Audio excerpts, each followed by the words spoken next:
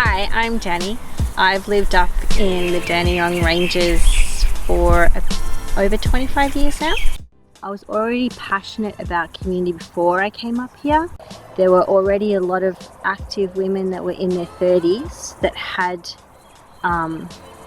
children, primary school age children and older children who had this amazing network with each other, and they would come together and meet through these big meetings. They called them fires, so they would meet around a campfire, and it was a very equal place. Everyone there was no sort of hierarchy of these groups.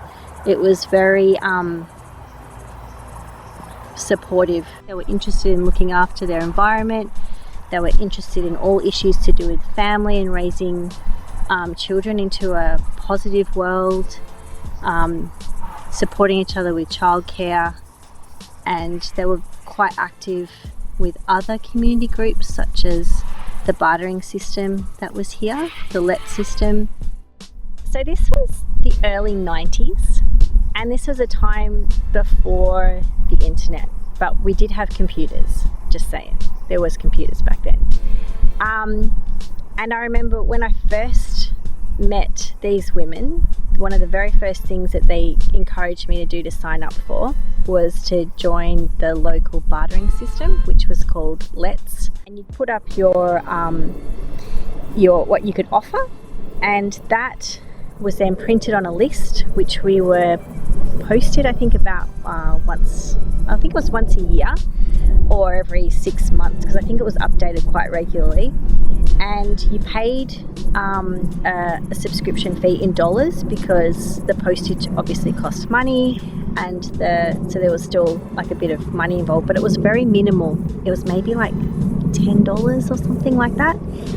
And for that, you got to link into this amazing community. You got these lists of people, local people, their names and their phone numbers, and their service that they offered.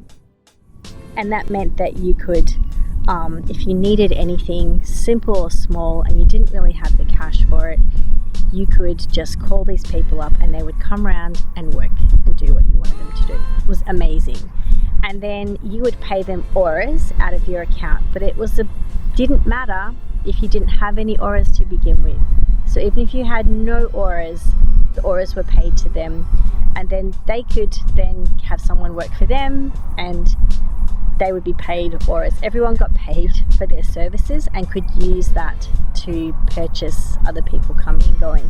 So whether you were negative or positive, it didn't really matter.